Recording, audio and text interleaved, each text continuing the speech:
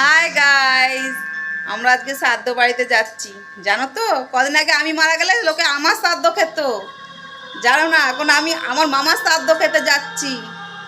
আমার হার্টের প্রবলেম আছে, 5টা স্টেন্ট বসানো আছে। মরার কথা আমার, কিন্তু আমার মামা মারা গেছে।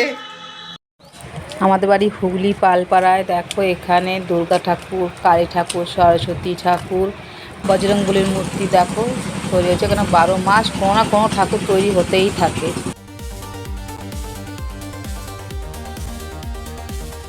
এখন দেখো আমরা সামনে যাচ্ছি, দেখো কালী মন্দির, দুর্গা মন্দির। এখানে আমরা এখন যাচ্ছি হুগলি স্টেশনে, তারপর যাব নৈহাটি। আমরা এখন চুঁচুড়া লঞ্চঘাটে যাচ্ছি। আমরা লঞ্চঘাটের ভিডিওটা তোমাদের দেখাতে পারলাম না, চুঁচুড়া লঞ্চঘাটে ভিডিও করতে দেয় না এখন। দেখো আমরা নৈহাটি পৌঁছে গেছি, নৈহাটি বড়মার এখানে পৌঁছে গেছি। দেখো দণ্ডি কাটছে এইখানটায়।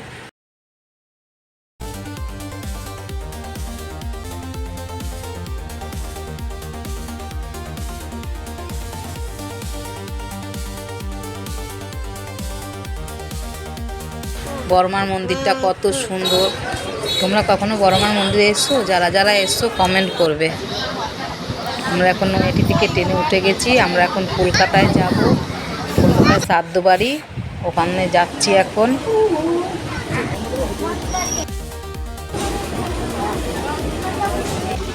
দেখো আমার শুনো হাওয়াই মিঠাই কিনবে বলে কত লাফালাফি করছে। দেখো কিনে দিতেই হলো।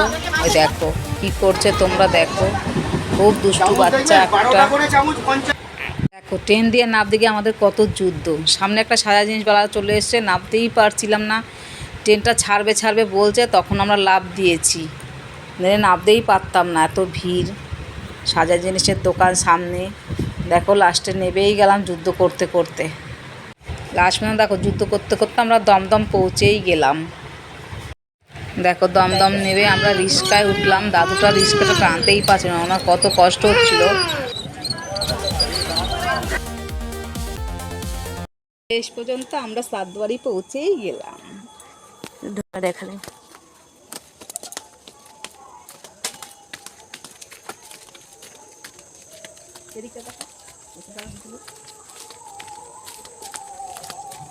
মামি, খোলা দরজা। কই তুমি? শুনতে দিচ্ছ? চলো ডাকো তোমার। তোমার শরীর ভালো আছে তো? মামার ছবি বাগাইছো একটা? মামার ছবি